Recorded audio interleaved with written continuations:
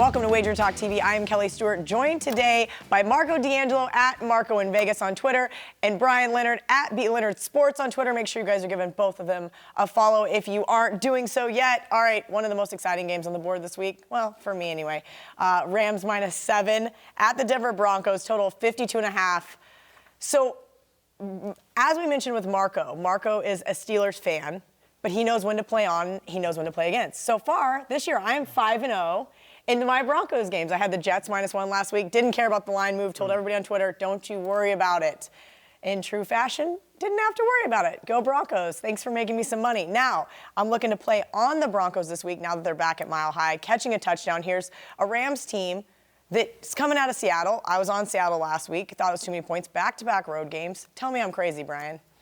No, I think all the teams learned a little bit about the Rams. The last 2 weeks, they've really given up a lot of yardage on the ground to teams that really don't run the ball very well. Denver's second efficiency on running the football. Denver's going to run the football. At least they should. These coaches don't always do what you would expect them to do. But they should have a lot of success running the football on this Rams team. The Rams offense is just phenomenal. It's just 81% of their first downs occur on first and second down. Early down success rate, they call it. And to get 81% of your first downs on first and second down, that just tells you they're unstoppable. So the only way to beat an unstoppable team is to try to take the time off the clock and shorten the game, which is what Denver can do by running the football. And we saw it, like I said, the last couple of weeks. Teams can run the ball on the Rams. And it's the only home game in a 4-week span for Denver. So this is a huge game. And plus, we've got the altitude.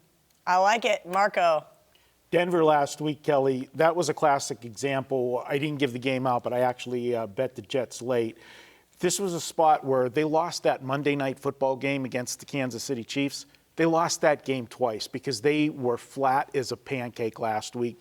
You let the Jets run for 323 yards.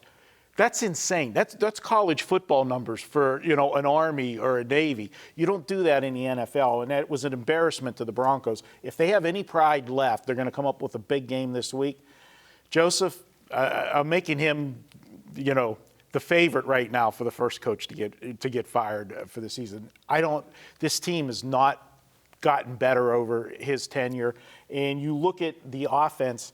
They're going to have to score some points this week because, as Brian said, the Rams, 30-plus every game.